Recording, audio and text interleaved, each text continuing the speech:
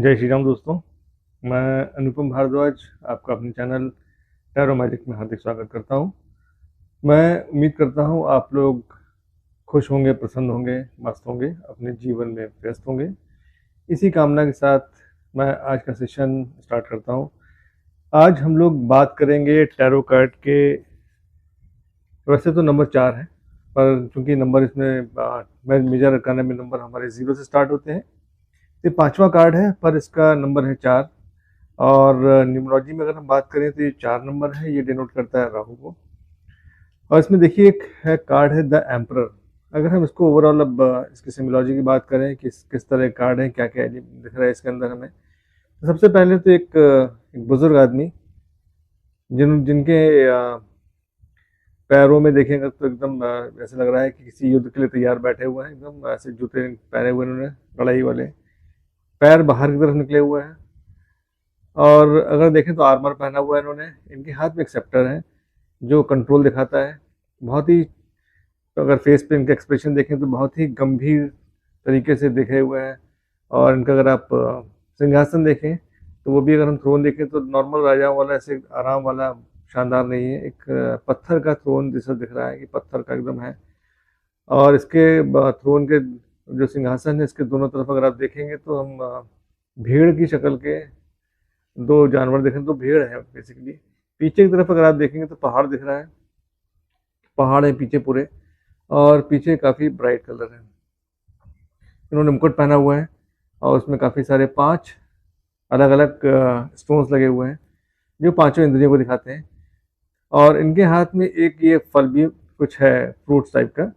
तो अगर आप ओवरऑल सिम्बोलॉजी की बात करें तो बहुत सारी चीज़ें हैं। अगर आप इनको देखें, पीछे देखिए, अगर यहाँ ध्यान से देखें तो पीछे ऐसा लग रहा है जैसे पानी भी यहाँ पर है साइड में। तो ये एक ऐसा इंसान जो बहुत ही, अगर इसको देख के समझ में आ रहा है कि जो भी इन्होंने हासिल किया है अपने लाइफ में, बहुत ही स्ट्रगल के बाद, बहुत हार्ड वर्क के बाद, अपनी मेहनत, कंटिन्यूस प्रोसेस के बाद, बोले कंटिन्यूस हार्ड वर्क के बाद, लगातार संघर्षों के बाद उन्होंने जीत हासिल की है। तो ये अगर राजा बने इस उम्र में, अगर देखिए, अगर जनरली राजा महाराज इतने एज में राजा बने, इसका मतलब है बहुत लंबे समय तक प्रयास किया है, कंटिन्यूस काम करते हुए अपनी मेहनत के बल पे आज वो इस पोजीशन पे पहुंचे हैं। और इनके अगर आप देखें कपड़े, तो उन्होंने लाल कलर के कपड़े पहने, मतलब एनर्जेटिक, अभी भी इस उम्र में बहुत एनर्जी है। तो बहुत एनर्जेटिक राजा है। और अगर इनके चेहरे के अगर आप देखेंगे तो इनके चेहरे पे एक बहुत ही ऐसे शांत भाव है, मतलब इमोशंस नहीं है। ये जो इंसान है बहुत ही प्रैक्टिकल आदमी है, अपनी लाइफ में प्रैक्टिकल चीज़ों के हिसाब से आगे बढ़ते चले आए हैं। तो अगर आप जनरल रीडिंग की बात करें तो अगर कोई पूछे कि इसका क्या मतलब है, अगर ये जनरल रीडिंग यस और नो में आए तो इसका क्या मतलब है, तो डेफिनेटली ये पॉजिटिव कार्ड है और इसका मतलब यस ही है। लेकिन अगर कोई पूछे कि मुझे अगर ये प्रमोशन होना है, सिंपल सा अगर मैं बात करूं कि मैं जॉब में करता हूं और नेक्स्ट ईयर मेरा प्रमोशन होगा कि नहीं होगा, तो हम बोलेंगे डेफिनेटली तुम्हारा प्रमोशन होगा, लेकिन बहुत ही अपने टारगेट को अचीव करने के लिए बहुत ही मेहनत करनी पड़ेगी। सिंपल तरीके से टारगेट अचीव नहीं होने वाला है। आप कंटिन्यूस अपने एम को ध्यान में रखते हुए पूरा पढ़ाई करें, या फिर अपना एग्ज़ाम की तैयारी का पढ़ाई करें, जॉब में है तो अपने टारगेट्स को अचीव करें, अपने प्रोजेक्ट्स को टाइम पे कंप्लीट करें। फोकस्ड रहें, जितना आप फोकस्ड रहेंगे, जितना हार्ड वर्क करेंगे और जितना सिस्टमैटिक ढंग से काम करेंगे, उतनी ही जल्दी आप अपने टारगेट को, अपने गोल को अचीव कर पाएंगे। और दूसरा देखिएगा, अगर यहाँ पर पहाड़ है, पहाड़ जनरली कई बार स्टेबिलिटी साथ साथ चुनौतियाँ दिखाता है। तो मतलब उसमें ये है कि जो भी चुनौती आएंगी, जिसका अपने काम में आपको जो चुनौतियाँ, उसका आपको डट कर मुकाबला करना है। चुनौती से पीछे नहीं हटना है। अगर आप चुनौती से पीछे नहीं हटेंगे, लगातार काम करते रहेंगे, अथॉरिटी के साथ काम करें, कंट्रोल में, सारी जो चीज़ें हैं वो आपके अपने कंट्रोल में होना चाहिए। ऐसा नहीं कि आप अपना लोगों के हिसाब से आप काम करें। आपको टारगेट अचीव करना है तो उसके लिए आपको खुद कंट्रोल लेना पड़ेगा, कमांड लेना पड़ेगा, कमांडिंग पोजीशन में होना पड़ेगा, तभी आप चीज़ों को आगे बढ़ के अचीव कर पाएंगे। और अगर मैं इसको नॉर्मल लाइफ में अगर बात करूं कि अगर कोई पूछे कि मेरी शादी की बात है, अगर कोई अफेयर की बात है, तो लव मैरिज करने की बात करें, तो हम लोग बोलेंगे हाँ, लव मैरिज होगी, डेफिनेटली होगी, लेकिन इतनी इजीली नहीं होगी। घर वालों को हो सकता है बहुत मनाना पड़े, हो सकता है आपके घर में ऐसे कोई फादरली फिगर हो जो इतने बहुत ही स्ट्रिक्ट हो, बहुत ही स्ट्रिक्ट हो सकते हैं, फादर हो सकते हैं या लड़के के फादर हो सकते हैं। तो कोई ऐसा होगा जिसको बहुत स्ट्रिक्ट होगा, तो आपको उसको मनाने के लिए मेहनत करनी पड़ेगी। तो डेफिनेटली इसका आगे, क्योंकि पीछे देखें तो येलो कलर है, तो इस तरह से लग रहा है जैसे कुछ पीछे से सनलाइट आ रही हो। तो फ्यूचर अच्छा है, तो डेफिनेटली आपको सक्सेस होगी, लेकिन आपको अपने अगर इस रिलेशनशिप को आगे लेके आना तो बहुत मेहनत करनी पड़ेगी, और फैमिली वालों को मनाना पड़ेगा, कंटिन्यूस लगे रहिए।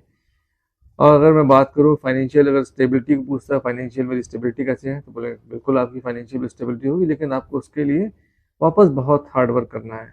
तो ये एक हार्ड वर्क का कार्ड है कि इसमें हार्ड वर्क करें। कंट्रोल, सिचुएशन की कंट्रोल अपने हाथ में होना चाहिए, किसी और के हाथ में अपनी सिचुएशन की कंट्रोल आप किसी को और को मत लेने दीजिए। अपने पांचों इंद्रियों का इस्तेमाल करिए, जो भी आप काम करें, जिस चीज़ पे आप एम कर रहे हैं उसमें इमोशंस कम रखें, और पूरा दिमाग से काम करें, प्रैक्टिकल होकर सोचें, प्रैक्टिकल होकर सारे डिसीजन लें। और अगर आप देखेंगे तो इसमें ये जो आपके भेड़ के जो हैं दोनों, भेड़ मतलब बहुत ही अगर आप देखें तो एक ही पीछे एक भेड़ चले जाते हैं, पूरा फोकस्ड होकर काम करते हैं और बहुत ही पावरफुल होते हैं। भेड़ एक पावरफुल जानवर है, तो आपके पास पावर है, एनर्जी है, उस एनर्जी को पूरा यूज़ करिए, एनर्जी को यूज़ करते हुए आगे बढ़िए। अगर किसी की हेल्थ से रिलेटेड क्वेश्चन में अगर ये सवाल है आ जाए कार्ड कि भाई मेरी हेल्थ कैसे है, तो उसको बताना पड़ेगा कि भाई तुम्हारी हेल्थ अच्छी रहेगी, एनर्जी तुम्हारी उसके लिए करो, और अपने फोकस्ड हो, अपनी चीज़ों को कंट्रोल करो, अपनी लाइफ स्टाइल को फोकस्ड और सिस्टमैटिक करो अपनी लाइफ स्टाइल को। अगर चाहते हो तुम्हारी हेल्थ अच्छी रहे तो अपनी लाइफ में जैसे सुबह उठ के एक्सरसाइज करो, चीज़ों को ठीक ढंग से लो, अपने खुद डिसाइड करो, और सिस्टमैटिक सारे काम करो। सिस्टमैटिक काम करोगे तो डेफिनेटली तुम्हारी हेल्थ भी अच्छी होएगी। रिलेशनशिप के ऊपर आए तो बोलेंगे रिलेशनशिप के ठीक करने तुमको मेहनत करनी पड़ेगी। ऐसा नहीं कि रिलेशनशिप खराब होंगे, तो रिलेशनशिप के लिए तुमको खुद प्रयास करना पड़ेगा। अगर चीज़ों को ठीक ढंग से सोचने की ज़रूरत है, बहुत ही ज़्यादा इमोशनल होकर डिसीजन मत लो।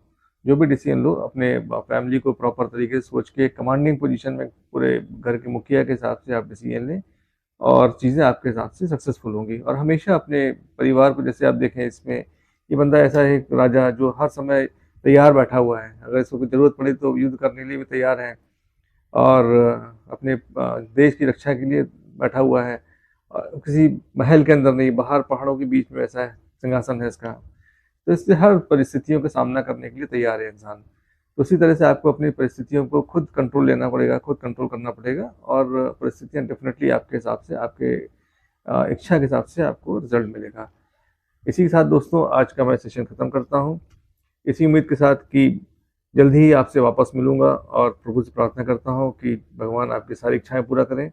भगवान से मैं प्रार्थना करता हूँ कि जल्दी से जल्दी आप लोगों को आपका मुकाम हासिल करने में मदद करे, आपको सही ढंग से गाइड करे। और दोस्तों एक चीज़ और मैं आपसे गुजारिश करना चाहूँगा कि अभी तक आपने मेरा चैनल लाइक नहीं किया, सब्सक्राइब नहीं किया है, तो मेरा चैनल कृपया लाइक करिए, सब्सक्राइब करिए, अपने दोस्तों से शेयर करिए। और साथ ही साथ अगर आप लोग चाहते हैं कि मैं आपकी पर्सनल रीडिंग करूं, आपके अपने सवाल, आपकी कुछ समस्याओं को सॉल्व करने आपकी मदद करें, तो मेरा व्हाट्सएप नंबर दिया हुआ है, इस नंबर पर आप मुझे संपर्क करें, और तो मैं आप लोगों से पर्सनल बात करके आपकी चीज़ों को समाधान, समस्याओं को समाधान निकालने में आपकी मदद करूँगा। जय श्री राम दोस्तों, इसी के साथ उम्मीद के साथ कि जल्दी ही हम लोग वापस मिलेंगे। Thank you very much, good bye.